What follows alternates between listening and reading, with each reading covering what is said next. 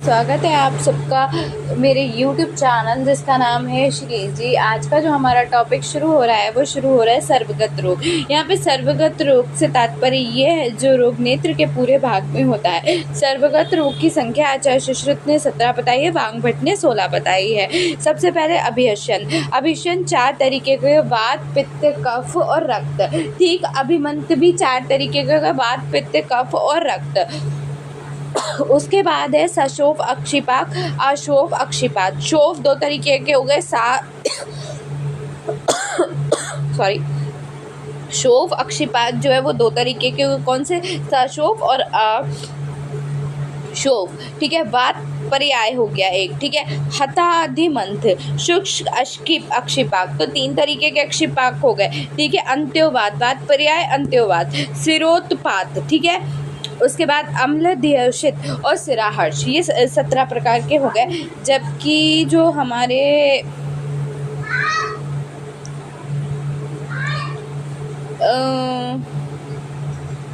सिराहर्ष और सिरा उत्पात जो आचार्य वांगभट्ट है उन्होंने नहीं मांगे। उन्होंने क्या माना है? अभिषंत, अभिमंत। ठीक है, अन्योवात, वात पर्याय। ठीक है, उसके बाद आपका माना है रक्तज, वो शुष्क अक्षिपात, सशोफ अक्षिपात, अक्षिपात्य, अशोफ अक्षिपात और अम्लोषित। ठीक है, उसके बाद औपसर्गिक रोगों का वर्णन करते हुए आचार्य सुश्रुत ने अभिषंत का उल्लेख किया है। अभिषंत यथा निकट संपर्क में रहना, शरीर को छूना, श्वास साथ भोजन खाना, साथ में सोना बैठना, वस्त्र माला लेपादि का संज्ञा साझा प्रयोग आदि कर्म से चर्म रोग, ज्वर, शोफ, नेत्र अभिषंधि व अन्य संक्रमण रोग एक मनुष्य को दूसरे में फैलते हैं। नेक्स्ट जो है अभिषंध जो होता है वो सर्व रोग कारण तत्व होता है। ठीक है, प्रायः सभी प्रकार के नेत्र रोग अभिषंध के कारण उत्पन्न होते हैं, इसीलिए बुद्धिमान वैद्य हित के लिए उत्पन्न होते हुए अभिषंध की शीघ्र चिकित्सा करते हैं। ठीक है, वातज अभित्यंत, वात अभिषंध में नेत्र में सूची वेदना, जकड़ाहट, रोमहर्ष, संघर्ष और सेंसेशन होते हैं। ठीक है, सिर में पीड़ा होती है, नेत्र का सूख जाना, आँख में शीतल आंसू आना, वातिक साध्य होता है। अभिषंध इसमें नाहा व अल्प शोथ, शंख, आंख, भ्रू और ललाट में सूशी वेदना पीड़ा होती है, कंपन होता है, फटने की सी वेदना होती है, नेत्र व मल शुष्क व अल्प होते हैं, आंख में ठंडा और साफ पानी निकलता है, अस्थिर पीड़ा अर्थात एक स्थान पर नहीं होते, कष्ट से रोग आंख खोलता है और बंद करता है, चींटी के रेंगने के समान प्रतीत होती है, आंखें बाहरी सी प्रतीत होती है, शल्य से व्याप्त प्रतीत होता है और स्निग्ध व गर्म द्रव्य से रोगी को आराम प्रतीत होता है। आधुनिक मत में इसे वायरल कंजक्टिवाइटिस कहा जाता है। ठीक है, उसके बाद है पैथिक अभिषंधि। पित्तज अभिषंधि में नेत्र में दाह, पाक और बर्निंग सेंसेशन, शीतल द्रव्य अच्छे लगते हैं, शावर अंदर मैल होता है और आँख में पीला गर्म पानी निकलता है, आँख में लारिवा, कंजक्टेशन और वह सभी वस्तुएं पीली दिखाई देती है, जैसे छत में छार लगने की तरह जलन होती है। बैक्टीरियल कंजक्टिवाइटिस से इसका कोरिलेशन किया गया है। नेक्स्ट है आपका कफज, ये डायरेक्टली कोरिलेट करता है परवुलेंट कंजक्टिवाइटिस को और नेत्र में क्या होता है? भारीपन होता है, दाह होता है, सूजन, कंडू नेत्र में लिप्त हो रहता है, नेत्र में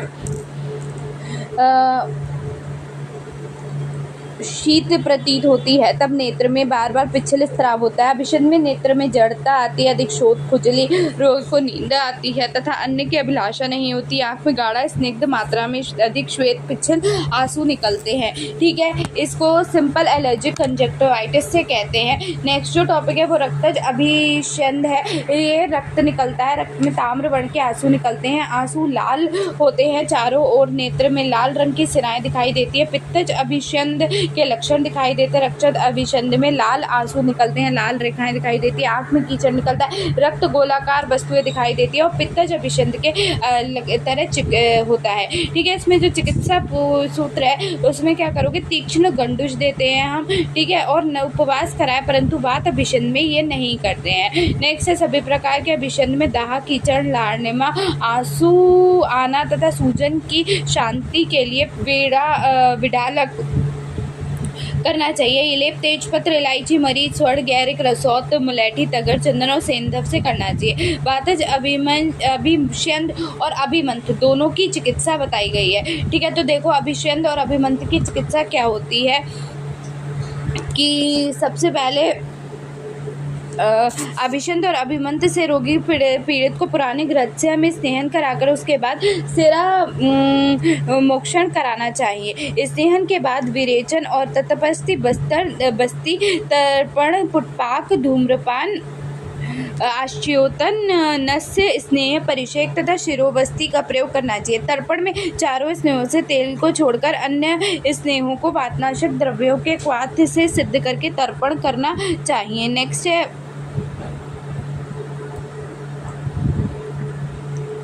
पुटपाक। स्नेह पुटपाक का प्रयोग करें। धूम्रपान स्नेहिक धूम्रपान का प्रयोग करें। नस स्नेहिक नस का आश्चोतन आर्धोदक दूध आधा पानी मिला के हुए सुपोष्ण दूध से आश्चोतन करें। नेक्स्ट जो टॉपिक है वो है आपका परिषेक। आधिदक दुग्ध अथवा कंटकारी से सिद्ध दूध अथवा नेत्र बाला तगर मंजिष्ठा एवं उदुम्बर छाल से सिद्ध दूध से नेत्र का सेक करें। अभिषंद विडालिका।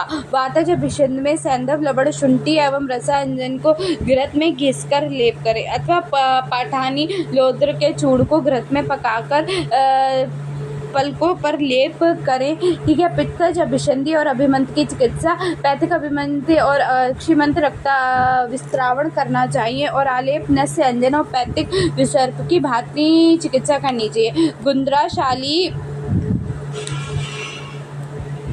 चावल पाषाण भेद दारू हरिद्रा इलायची नील कमल लोद्र शकरा मधु चंदन स्त्री क्षीर हल्दी आदि इत्यादि औषधियों से प्रसिक रंगत घी का तर्पण सेक तथा नस्य में के लिए लाभकारक होता है। अंजन पलाश पुष्प अथवा मूल के स्वरस एवं शालकली स्वरस में मधु एवं शकरा मिलाकर अंजन करें। समुद्र फेन चूड़ स्त्री दूध व मधु को पीसकर अंजन करें। वांगभट मत अनुसार जटामासी पद्मक रक्त चंदन मुलेठी का जल से पीसकर आंखों पर लेप करें। आश्चोतन गंभीरी की छाल आंवला एवं हरित की चूर्ण को अथवा केवल काय फल के चूर्ण को वस्त्र पोटली जल में भिगोकर नेत्र से आक्षेपण करना चाहिए। नेक्स्ट जो है वह कफज में क्या करोगे? अधिमंत और सिरो मोक्षण करें और स्वेदन अवपीड़न नस्य धूम्रपान सेक प्रलेप कवल वृक्ष औषधियों से बने क्वाथ का आश्चोतन वृक्ष पुटपाक और तर्पण का प्रयोग करना चाहिए। इसके पश्चात 3-3 दिन के अंतर पर प्रातःकाल कुष्ठ अधिकारोक्त तिक्त घृत का पान करना चाहिए। कफनाशक अन्न व पान का सेवन कर पत्तूर पीलू अर्क और कैथ से स्वेदन करना चाहिए। नेत्र बाला सोठ देवदारू और कूट इनका नेत्रों पर लेप करें। नेक्स्ट है रक्तज अभिमंत और अभिषंद में आप रक्तज अभिमंत और अभिषंद में सिरोत्पाती सिराहर्ष इन चारों रोगों की चिकित्सा एक सही क्रम में करें। कौम्भ घृत से सेहन करके मांस रस का सेवन करें। सिरामोक्षण करें। अंतर विरेचन दे और अनंतर विरेचन दे शिरा विरेचन नस का प्रयोग करें। इसके लिए शिरो विरेचन औषधियों से सिद्ध घृत का चीनी के साथ प्रयोग करना चाहिए। नेक्स्ट है प्रलेप। प्रदेह परिशेषण नस्य धूम्रपान आश्चोतन अभ्यंग तर्पण स्निग्ध पुटपात का प्रयोग करना चाहिए। प्रलेप में नीलोत्पल उशीर दारू हरिद्रा कालियक मधुयष्टि नागरमोथा लोद्र पद्मक को संभाग में लेकर महीन पीसकर घृत मिलाकर आंखों के चारों ओर लेप करना चाहिए। नेत्र शूल हर चिकित्सा। नेत्र में अत्यधिक पीड़ा होने पर नेत्र के चारों ओर मृदु स्वेदन करके जलोका द्वारा अशुद्ध रक्त का निवारण करना चाहिए। घृत का अधिक मात्रा में पान करने से नेत्र पीड़ा का शमन करे। इसके अतिरिक्त पित्तादि के बढ़ने तक चिकित्सा का प्रयोग करें। आश्चोतन कशेरू एवं मुलेठी के चूर्ण को कपड़े में रखकर पोटली बनाकर अंतरिक्ष जल में भिगोकर आंख पर आश्चोतन करना चाहिए। अंजन चंदन कुमुद शिलाजीत केशर लोह भस्म ताम्रभस्म नीलतुत निर्यास रसा अंजन पीपल एवं कान से मल्ले को संभाग में लेकर चूर्ण करके निम्ब निर्यास के साथ खरल करके भर्ती बनाकर अंजन करना चाहिए। मॉडर्न में इसे कंजक्टिवाइटिस कहते हैं। कंजक्टिवाइटिस हम पहले ही पढ़ चुके हैं। नेक्स्ट जो है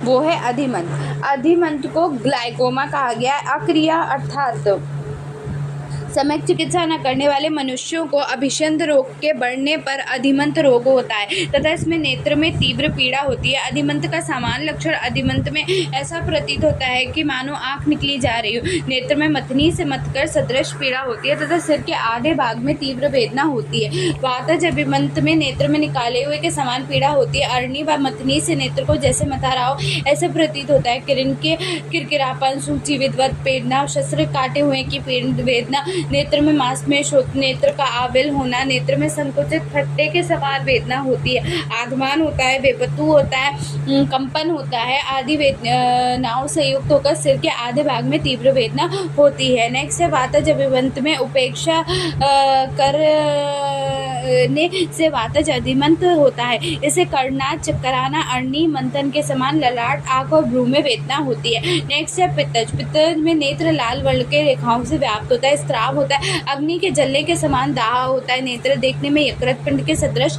ताम वर्ण का होता है, घाव में छार लगाने की तरह जलन की अनुभूति होती है, बर्तन का प्रांत भाग पका हुआ होता है, शोथयुक्त होता है, पसीना आता है तथा रोगी को सभी वस्तुएं पीली दिखाई देती है, मूर्छा तथा सिर में जलन होती है, आंखें जलते हुए अंगारों से भरी एवं यकृत पिंड के समान नेत्र की कांति होती है। कवच की मैं बात करूँ तो ये लालिमा कम होती है, शोफ होता है, स्त्राव, कंडू, नेत्र स्पर्श में शीतल, भारी, पिच्छल, मलयुक्त एवं रोमांच युक्त होती है एवं रोगी को धूलि से व्याप्त प्रत्येक पदार्थ कष्ट से दिखाई देता है। नेत्र मलपूर्ण, नासिका रुकी हुई तथा सिर में वेदना होती है। कफज अधिमंत में कृष्ण भाग दबा हुआ होता है, शुक्ल भाग ऊपर की ओर उठा हुआ होता है, नेत्र से निरंतर स्त्राव, नासिका रुकी हुई होती है तथा रोगी को सभी वस्तुएं धुंधली दिखाई देती है। ये primary open angle of glaucoma कहलाता है। रक्तज अभिमंत में नेत्र जाम्बू पुष्प के समान लाल वर्ण का होता है और आंखों के सामने अंधेरा छा जाता है, नेत्र स्पष्ट सहन नहीं कर पाता, रक्तवर्ण का स्त्राव होता है, सूची वेदनवत पीड़ा होती है और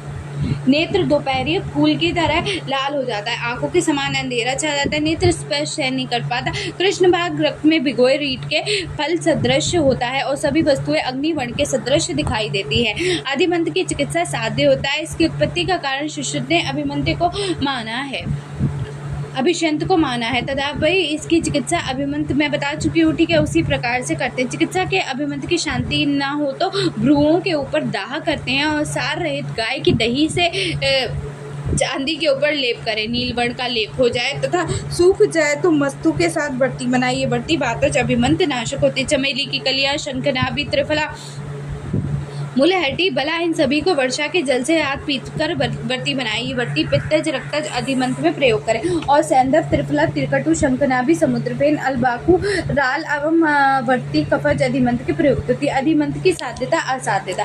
चिकित्सा न करने से कफज अधिमंत 7 दिन, रक्तज अभिमंत 5 दिन, वातज अभिमंत 6 दिन में तथा पित्तज अधिमंत तत्काल की दृष्टि से नष्ट होता है। नेक्स्ट टॉपिक है एक टॉपिक इसमें ग्लाइकोमा से पहले ये कर लो, बर्नल कैरेटो कंजक्टिविटाइटिस और स्प्रिंग कैटर, ये नहीं कराता। ये क्या होता है? Recurrent bilateral intestinal self lining allergic inflammation of conjunctiva होता है। Having a periodic seasonal incidence, clinical feature है marking, burning and itching sensation, mild photophobia, lacrimation, discharge and heaviness of blood, rapid discharge. Upper tract conjunctiva होता है gelatinous thickened accumulation of tissue around the limbus, puncture epithelium, keratitis, ulcerative और urinal keratitis, shield ulceration, dusky red triangular congestion of the bulbar conjunctiva plus presence of discrete whitish reddish raised dots along with limbus tratus spirochetes। Treatment tropical steroid दोगे, बेल्बेमेथासोन दोगे, mast cell stabilizer दोगे, dual anti action antihistamine, NSAIDs eye drop दोगे, diclofenac दे सकते हो, topical cyclosporine दोगे, artificial tear drop, dark goggle, cold compress और सर्जिकल एक्सेशन। अब जो टॉपिक है वो है glaucoma. It is a single disease process. तो जो ग्लाइकोमा होता है, it is not a single disease process but a group of disorder characterised by the progressive optic neuropathy resulting in the characteristic applications of typical cupping of the disc। next है आपका visual field defect frequently but not invariably with raised IDP। note है ocular HTN increase करता है IOP को without any association। Glaucomatous stage classification की अगर मैं बात करूं तो कंजेनाइटल और डेवलपमेंट ग्लाइकोमा होता है। Primary congenital glaucoma, development glaucoma. जो प्राइमरी कंजेनाइटल ग्लाइकोमा है वो विदाउट एसोसिएटेड एनोमलीज होता है और डेवलपमेंट जो ग्लाइकोमा होता है वो एसोसिएट होता है एनोमलीज से, जिसमें डेवलपमेंट ग्लाइकोमा जो होता है 1 डिग्री एडल्ट ग्लाइकोमा होता है, ठीक है, 1 degree angle open angle glaucoma, 1 degree angle closure glaucoma और 1 degree mixed mechanism glaucoma. Secondary glaucoma. ये 3 पार्ट हो गए, ठीक है। नेक्स्ट की अगर मैं बात करूँ तो इसमें पैथोजेनेसिस है ग्लोकोमा ऑक्यूलर डैमेज का। तो progressive optic neuropathy result from the death of the retinal ganglion cells के द्वारा होती है, ठीक है। उसके बाद अगर मैं बात करूँ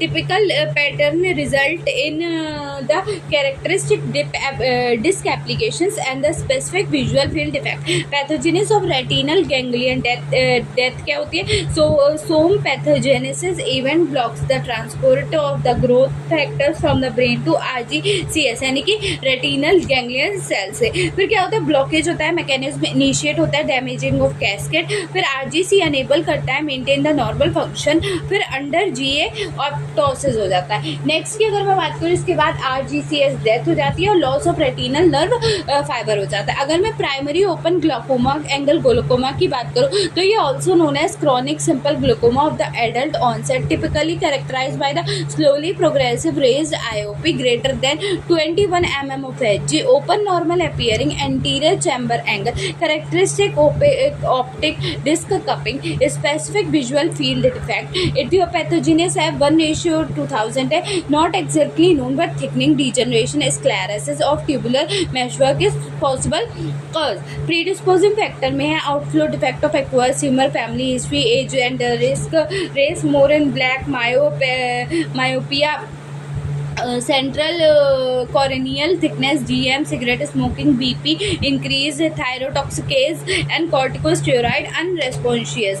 नेक्स्ट की अगर मैं बात करूँ तो इसमें pathogenesis in raise of IOP, rise in IOP occurs due to the poor aqueous outflow pump mechanism due to the trabecular meshwork shifting opposite to शेजमेंट, द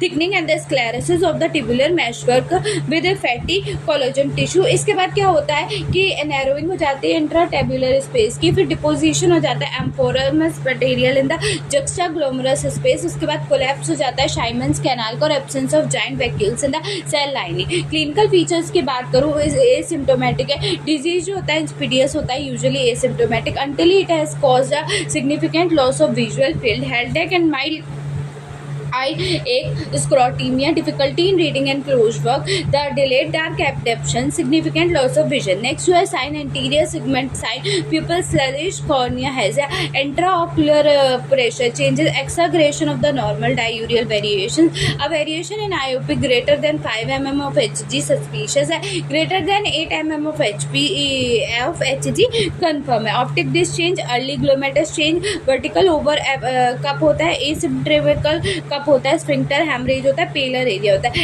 एडवांटेज ग्लूकोमस चेंज होता है, making cupping, thinning of the neuroretinal ring, nasal shifting of retinal, pulsation of the retinal vessel, वेरिकोल्स और लैंडमैन डेट and sign. Next जो है वो आपका है visual field defect, seen after 40% of an axon get damage, क्रोमेटा found, Seidel scotoma and acute scotoma and ring scotoma. Next है इन्वेस्टिगेशन, जेमिकोस्कोपी, slit lamp examination, tonometry, central corneal thickening, diurnal variation test, perimetry, nerve fibre layer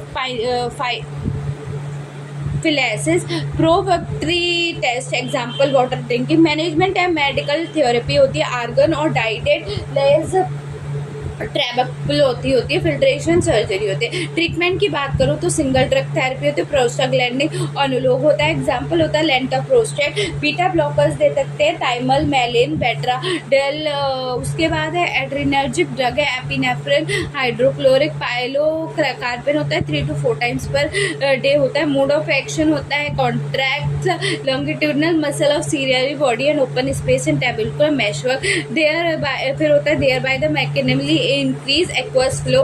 next है आपका surgical therapy indication, uncontrol glaucoma, failure of medical therapy, eye with advance disease, visual pathway, retinal होता है, optic nerve, optic chiasma, optic tract, lateral genital body. Next है optic radiation होता है और visual cortex पे affect करता है occipital valve से। तो यहाँ पे कंप्लीट हुआ ग्लाकोमा। नेक्स्ट जो टॉपिक है वो टॉपिक है सरसों अक्षिपात। सरसों अक्षिपात क्या होता है? ये जो होता है वो होता है अक्षिपात में नेत्र में कंडू, नेत्र कमल युक्त होना, आंसू आना, नेत्र का वर्ण पके हुए गूलर फल के समान दिखाई देना, दाह, संघर्ष, ताम्र वर्णता, शोफ, सुई चुभने सी वेदना, नेत्र में भारी पड़ता, नेत्र से बार बार कभी गर्म कभी ठंडा पिच्छल स्त्राव बहता है, नेत्र में नालीवा व पाक इन्फ्लेमेशन होता है, साध्य त्रिदोषज रोग होता है। ये साध्य त्रिदोषज व्याधि है। इसमें शोफ, तीव्र पीड़ा, दाह, अत्यधिक स्त्राव तथा आंखों का श्वेत भाग पके हुए गूलर के समान हो जाता है। नेत्र से बार बार कभी उष्ण कभी शीतल और कभी विशद कभी पिच्छल स्त्राव, अच्छा गाढ़ा स्त्राव निकलता है। इसकी चिकित्सा अशुभ अक्षिपात चिकित्सावत होती है, अभी वो पढ़ेंगे। ठीक है, नेक्स्ट जो है इसे यूवाइटिस कहा जाता है। ठीक है, यूवाइटिस क्या होता है? Uveitis term strictly means inflammation of the uveal tissue only. However, clinically there is always some association inflammation of the adjacent structures such as retina, vitamins, cornea and sclera. Classification है anatomical classification. Anterior uveitis inflammation in the iris plus pars pletica, iris only, iris trichodylitis both होता है, sialitis only, paras pletica. Intermediate uveitis inferior of the pars plana plus peripheral body of the retina plus and underlying choroid.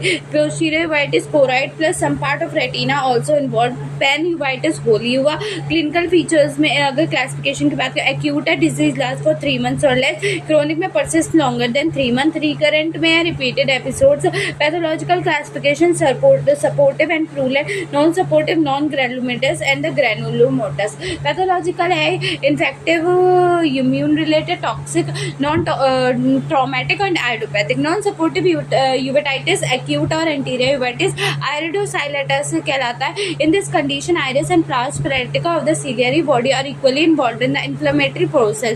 Etiology है infective uveitis, exogenous infection directly gain enhance into the eye, second period conjunctivitis, स्क्लेराइटिस, keratitis, CSK.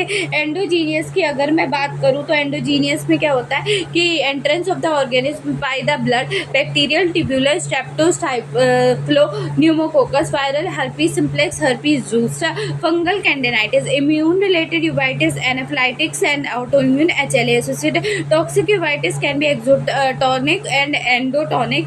Next है traumatic uveitis, direct mechanical effect of trauma, microbial inversion. Uveitis associated with systematic disease, पैन हो गया, DM हो गया, पेसोरिस, gout, RA. ठीक है, clinically features symptoms pain, throbbing type, acute, severe बाउसेप्टाइट, radiate through the 8th nerve. Next जो है वो है आपका redness due to the circumcise, compensation, photophobia due to the reflex of the 5th and 7th nerve, lacrimation due to the reflex of 7th and 4th nerve, 5th and 7th nerve, DOV. Sign है lid oedema, corneal congestion, corneal side, corneal edema, keratitis, perspiration, posterior coronal opacity, anterior chamber side। ठीक है, अगर corneal edema की बात करूँ तो toxin एंडोथेलियमस है। Keratitis पेरिस्पिटेट जो है वो cellular deposit on the corneal and और deposit at the inferior in triangular shape, small and medium changes. Anterior की मैं बात करूँ तो हाइपोमोमा, probing collections of blood in the cell, aqueous cell है, change in angle at the anterior chamber.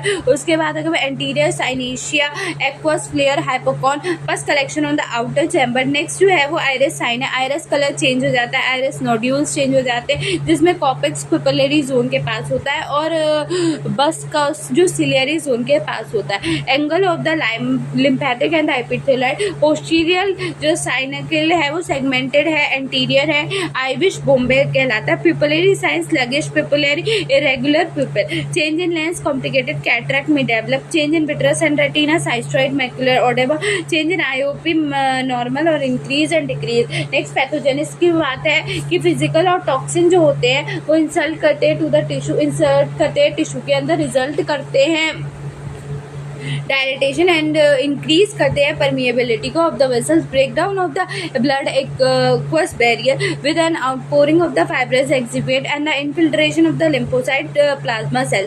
As a result of these pathological reaction, iris become waterlogged, oedematous, muddy, pupil become small and irregular in size, and KPS at the back of the cornea uveitis हो जाता है. Investigation की बात करूँ, TLC, DLC, ECASR, blood sugar, RH factor, PPP, blood uric acid, serological test, urine form, WBC, पसल्स, RBC test, stool form for parasitic infection, x ray, tuberculin test होता है. Treatment की बात करें, साइक्लोप्लेलिक ड्रग 1% एट्रोपिन सल्फेट, हेप्रोटप्रिंट, साइक्लोपेनिग्रेट eye drop, corticosteroid, बेक्सामेथासोन्स, betamethasones, inflation, broad spectrum antibiotics, NSAID, immunosuppressions, azithromycin और tetramycin and erythromycin, hot fomentation, dark goggles.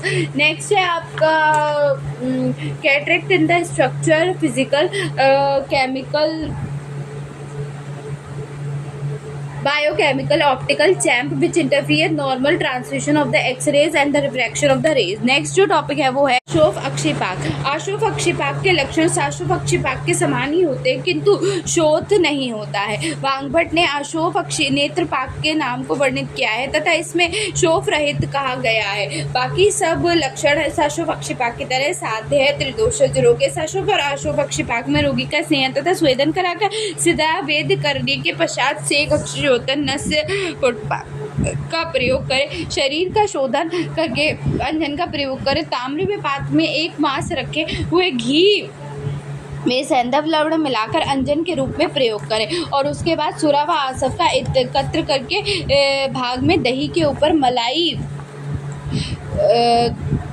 या दही का पानी इनमें 1 मास तक ताम्र पात्र में भर कर 1 महीने के पश्चात खरल कर अंजन के रूप में प्रयोग करें. सैंधव लवण और सूंठ के चूर्ण को घृत में मिलाकर 1 मास तक रख दें. फिर उसी स्त्री दूध के साथ मिलाकर अष्टोत्तन और अंजन के रूप में प्रयोग करें. साशोफ और आशोफ नेत्रपाक में सेहन करके शिराभेद करें. बाद में द्राक्ष तथा हरण के क्वाथ में निशोत और घी मिलाकर विरेचन दें. श्वेत लोद्र में घी में भूनकर चूर्ण करके पोटली में बांधकर गर्म पानी से मर्दन करें. ये शूल में गर्म लाभदायक अथवा दारू हरिद्रा और प्रोपोंडिर का क्वाथ आशोधन में लाभप्रद होता है. आँख में कर्म्या लालिमा स्राव वेदना को मिटाने वाले संधाव नामक योगों का प्रयोग करते हैं. लोहे के पात्र में ताम्र को गौमूत्र में घिसकर घी से धूपित करके प्रयोग करने से पीड़ा शांत हो जाती है. गाय के दही की मलाई को ताम्र पात्र में घिसकर पीपली और सैंधव से युक्त आंखों पर लगाना श्रेष्ठ है. शंख को ताम्र पात्र में माता के दूध से घिसकर घी के साथ स्निग्ध कर शमी के पत्तों के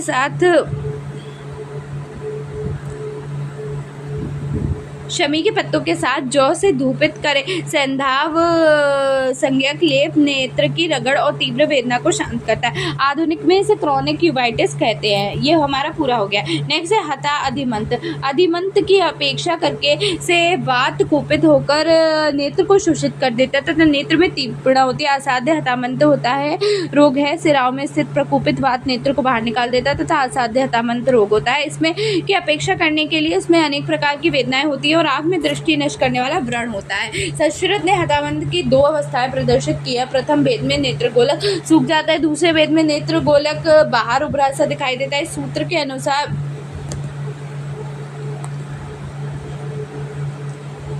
क्या होता है कि इसे जो होता है दूसरे भेद में नेत्र गोलक बाहर की तरफ उभरा सा दिखाई देता है. नेक्स्ट इसमें पिथैलिस प्रोटोसिस बल्बी और प्रोटोपोसिस कहा जाता है. ठीक है. इसमें क्या होता है चिकित्सा असाध्य व्याधि होती है. अब देखो पिथैसिस बल्बी ये shrinkage of eyeball due to the hypotony low tension perforated corneal ulcer. इसकी टियोलॉजी देखो pathology perforated corneal ulcer penetrating corneal injury है. ठीक है. इसके बाद destruction of the ciliary body as इन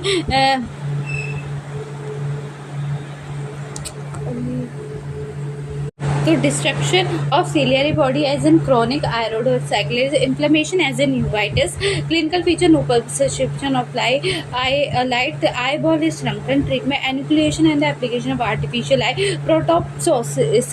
प्रोटोप्सिस क्या होता है? ये defined as an abnormal forward displacement of eyeball beyond the orbital margin with the patient looking straight ahead. The term proptosis is synonymous with the exophthalmos. Classification है unilateral, bilateral, acute, intermediate, pulsative. Causes है आपके congenital traumatic tumour of orbit, paralysis of extraocular muscles, varicosity of the orbital vein, endocrinal disturbance, Graves disease हो गया. जैसे cause है इसका development एनोलॉमी of the skull, oxycephaly, cavernous sinus thrombosis, endocardial exophthalmosis, malignant tumor. Cause of acute protopsis, orbital hemorrhage, fracture of medial wall of orbit. Cause of intermediate recurrent orbital hemorrhage, vascular tumor. Cause of pulsating protopsis, cavernous fistula, and that is communication between the internal carotid artery and cavernous sinus. The saccular aneurysm of the ophthalmic. Patient clinical examination की बात करो तो patient is made to sit in the front of the surgeon with head slightly tilted backward and the position of apex of the each cornea is compared on the both side. Halter exophthalmometer can be used for thick. This a hand-held instrument that measures the distance from the corneal apex to the deepest portion of the lateral orbital margin. Normal the value is less than 20 mm. Next जो topic है वो है वात पर्याय. वात पर्याय क्या क्या होता है? जिस रोग में वायु दूषित होकर पर्याय क्रम से कभी पक्षों में, कभी अक्षी गोलक में, कभी भ्रू में, कभी अपसादित होती है, उसी को क्या कहते हैं? हु का संचरण करती हुई पीड़ा उत्पन्न करती है, उसको आप वात पर्याय कहते हैं. वातसाध्य व्याधि. वात पर्याय के लक्षण अंत्योवात के समान होते हैं तथा इसमें जो होता है वो कुटिल तथा स्वाभाविक आकार में छोटी हो जाती है. अंत्योवात तथा वात पर्याय के वातज अभिषंत के समान चिकित्सा होती है. भोजन में पूर्व में घृत का पान करते, भोजन के साथ दूध का सेवन करें और आकाश बेल कपित्थ बृहद पंचमूल इन औषधियों का कल्कवा क्वाथ एवं दूध तथा करकट का मांस यथोचित मात्रा में लेकर उनके घृत सिद्ध कर पान करना चाहिए. पत्तूर, काली कट, सरैया, अजमोदा दूध लेकर घृत सिद्ध कर घृत का पान करना चाहिए. ठीक है. इसके बाद वांग बटने से ऑक्यूलर पेन के नाम से जाना है. ऑक्यूलर पेन क्या होता है वो देखो. ऑक्यूलर पेन के नाम से इसे बताया है बस. ठीक है. इसके अलावा इसमें कोई डिस्क्रिप्शन नहीं दिया है. इसके बाद अगर मैं बात करूं तो शुष्क अक्षिपात. शुष्क अक्षिपात क्या होता है? जिसमें नेत्र संकुचित होकर वर्तन कठोर व रुक्ष हो जाती है, दिखने में धुंधला दिखाई देता है, नेत्र खोलने में भयंकर कष्ट, उस रोग को शुष्क अक्षिपात कहते हैं. वातिक साध्य व्याधि, वात पित्त के कारण यह रोग होता है. इसमें घर्षण, तोद तथा आंख मैल से युक्त होता है, पलकें रुक्ष हो जाती है, दारुण कठोर होते हैं, कठिनाई से खुजली बंद होती है, आंख संकुचित शुष्क रहती है, रोगी को शीतल वस्तुओं की इच्छा होती है तथा आंख में शूल व पाक होता है. अक्षिपाक की चिकित्सा होती है. सैंधव, लवण, दारू, हरिद्रा, सोंठ के चूर्ण में बिचौलिए नींबू के रस से पीसकर घृत मिलाकर फिर दूध और जल मिलाकर अंजन के रूप में प्रयोग कर घृतपान तथा तर्पण करना चाहिए. जीवनी घृत अथवा अणु तेल के नस से कर्म करना चाहिए. परिषेक के लिए सैंधव, लवण युक्त शीतल जल हित कर हरिद्रा, दारू, हरिद्रा से घृत सिद्ध कर सैंधव लवण से युक्त कर इसका सेवन करें और अंजन के रूप में प्रयोग करें. अन्य से अंजन के आंखों में लगाएं. शुंठी को दूध से घिसकर अंजन लगाना चाहिए. अनूप और जल में होने वाले प्राणियों की वसा में सैंधव लवण तथा शुंठी का चूर्ण मिलाकर अंजन करें. शुष्क अक्षिपात में पुराना घृत का पान, जीवनी घृत से तर्पण कर अणु तेल का नस से सैंधव लवण मिश्रित का उष्ण दूध से परिषेक. सोठ को माता के दूध से पीसकर घी मिलाकर अंजन करना चाहिए. अनूप देश की प्राणियों की वसा को सैंधव व सोठ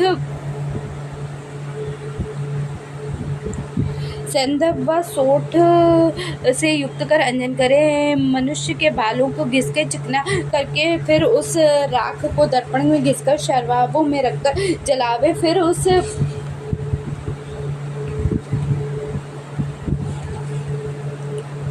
राख में घी मिलाकर आपको लोह पाक में रखकर अंजन करें. यह श्रेष्ठ अंजन होता है. नेक्स्ट जो टॉपिक है वो इसी का है. इसे मॉडर्न कोरिलेशन में ड्राई आई सिंड्रोम कहते हैं. Symptoms complex occurring as a sequela to the deficiency और the abnormalities of the tear film. Aetiology aqueous deficiency, dry eye और केराटोकंजक्टिविटिस डिक्टा, Sjogren syndrome, non Sjogren syndrome, primary related hypertension, lacrimal gland deficiency, tumour है, surgical removal of glands, lacrimal thymus gland, duct obstruction, chemical 1 है, ओल्ट्राकोमा है, reflex है, hyposecretion, Parkinson's disease, 7th cranial nerve damage, evaporative dry eye condition which decrease tear film stability and increase the evaporation,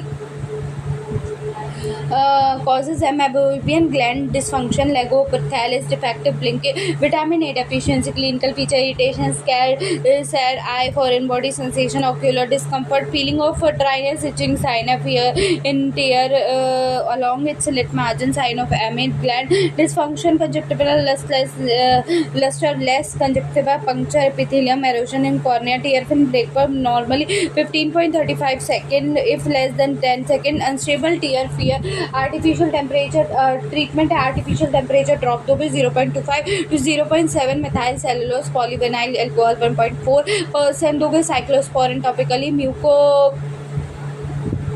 lysitis, ascites, punctual occlusion to decrease the drain, permanent lateral toroscopy करोगे, tear film test करोगे, breakup time देखोगे, smears eye test देखोगे, test Bengal staining also help in KCS। Next जो topic है वो आपका है अन्योवात। अन्योवात जो क्या होता है, अन्योवात देखो कि कुपित वात ग्रीवा का पश्चिम भाग कर्ण, सिरा, हनूत अथवा मन्या के स्थित होकर व अन्य स्थान में रहकर कभी भ्रू में तथा कभी नेत्र गोलक में तीव्र वेदना करती है, उस रोग को अन्योवात कहा जाता है। वायु मन्या शंख एवं अन्यत्र सिर, कंठ, जाल, कंठादि स्थान पर रहकर तीव्र पीड़ा पैदा करता है। इसमें पिछलता, लालिमा और शोफ नहीं होता। नेत्र संकुचित है तथा आंखों में आंसू निकलते हैं। इसकी संज्ञा अन्योवात दी गई है। चिकित्सा है वात पर्याय के समान होती है। रिफर्ड आई पेन कहा जाता है। Acute sinusitis, migraine, temporal arthritis, temporomandibular joint disease, odontalgia, ट्राइमेग्लिया, नेग्रोलिया, increase intracranial pressure, cavernous, sinus thrombosis. अम्लाध्यूषित क्या होता है, अम्ल पदार्थ के तथा विधा पदार्थों के सेवन से नेत्र शोथयुक्त हो जाता है तथा वेदना में लाल व नीला वर्ण का हो जाता है। ये पैतिक साध्य व्याधि होती है। इसे अम्लोषित कहा जाता है। पित्त अष्टांग हृदय में भी यही नाम दिया गया है, ठीक है। नहीं, अष्टांग हृदय में अम्लोषित कहा जाता है, पर यहाँ अम्लध्यूषित कहा जाता है। पित्त व रक्त प्रदान दोषों से अन्न का सार भाग अम्लीभूत होकर सिराओं में नेत्र में पहुंचकर उसे श्याम व रक्त वर्ण का कर देता है तथा आंखों में शोफ, जलन, पाक, अशुस्ताव होता है तथा रोगी को साफ दिखाई नहीं देता है, उसे अम्लोषित कहा जाता है। इसकी चिकित्सा है कि शिरा मोक्ष नहीं करना चाहिए तथा अन्य सब कर्म तथा यथा नस्य लेप सेक इत्यादि करें। इसमें त्रिफला व तिलवक घृत का पान अथवा पुराण घृत का पान करें। इसमें समान चिकित्सा करें। इसे एलर्जिक केमोटाइटिस कहा जाता है। सिरोत्पात, जिसमें नेत्र में वेदना रहित वेदना युक्त ताम्र की रेखाएं देखने को मिलती है तथा कुछ काल में वे रेखाएं लाल वर्ण की हो जाए, उस व्याधि को सिरोत्पात कहा जाता है। सिरोत्पात में नेत्र के शुक्ल भाग में लाल वर्ण की रेखाएं उत्पन्न होती है, दाह पीड़ा होती है, शोफासु, आंखों में कीचड़ आता है। इसकी चिकित्सा रसांजन, घृत और मधु खरल करके अंजन करना चाहिए। सैंधव लवण व काशी, इसको गौ दूध के साथ पीस कर अंजन करना चाहिए। शंख, मैनीसील, नील, तुत, दारू, हरिद्रा और सैंधव लवण, इन्हें समान प्रमाण में लेकर मधु के साथ महीन पीस कर अंजन करें। सुरा, श्वेत मरीच, माक्षिक को शीरीष पुष्प के सरस के साथ घोट कर अंजन करें। स्वर्गैरिक को मधु के साथ पीसकर अंजन करने से शिरोत्पात में लाभप्रद होता है। शिरोत्पात, शिराहर्ष, शिराजाल और अर्जुन, इन रोगों में रक्त अभिसंध की समान चिकित्सा करनी चाहिए। विशेष रूप से शिरोत्पात में घृत और मधु का अंजन करना चाहिए। आधुनिक पद्धति से नॉन नेक्रोटाइजिंग स्क्लेराइटिस कह सकते हैं। शिराहर्ष क्या होता है, अज्ञान से सिरा उत्पाद की अपेक्षा की जाए तो सिरा प्रहर्ष रोग होता है। इसमें नेत्र से ताम्र वर्ण का गाढ़ा होना और इसके बाद जो है वो रक्त अस्वच्छ रक्तस्राव होता है तथा रोगी किसी भी पदार्थ को देखने में समर्थ नहीं होता। इसके रक्त साध्य व्याधि होती है। सिरोत्पात की अपेक्षा करते हैं। रेखाएं बढ़कर रक्त सिराहर्ष उत्पन्न करती है। इसमें रोगी देखने में असमर्थ होता है।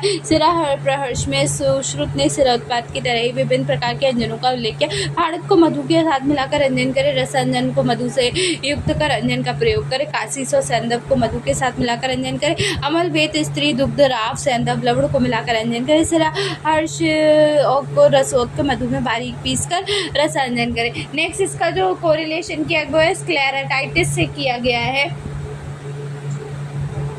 ठीक है।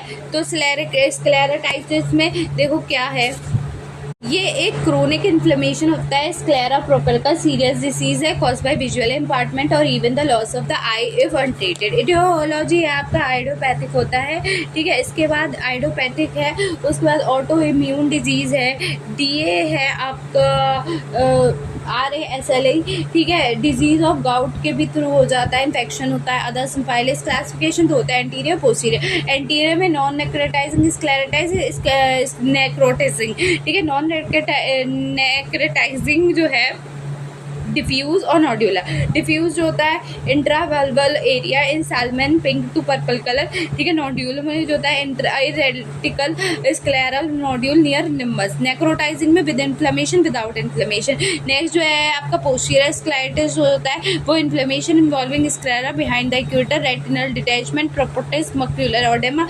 इन्फेक्शियस स्क्लेराइटिस जो होता है वो फॉर्मेशन करता है फिस्टुला का, पेनफुल नोड्यूल करेगा, स्क्लेरल अल्सर करेगा, कंजक्टिवल अल्सर करेगा। नेक्स्ट की जो मैं बात कर रही हूँ वो है इसमें क्लिनिकल फीचर। तो पेन होगा deep being radically to jaw temple, redness, lacrimation, photophobia, diminution of vision. Investigation की मैं बात करूँ TLC, DLC, ESR होता है, ठीक है। इसके बाद नोड्यूलर टेस्ट होता है, उसके बाद आपका सीरम C3 लेवल, इम्यूटाइड factor, VDRL for the syphilis treatment, topical steroid, eye drop, oral steroid, conjunctiva steroid और CI in the necrotising scleritis, anti microbial therapy है, सर्जिकल डिप्रेसमेंट है।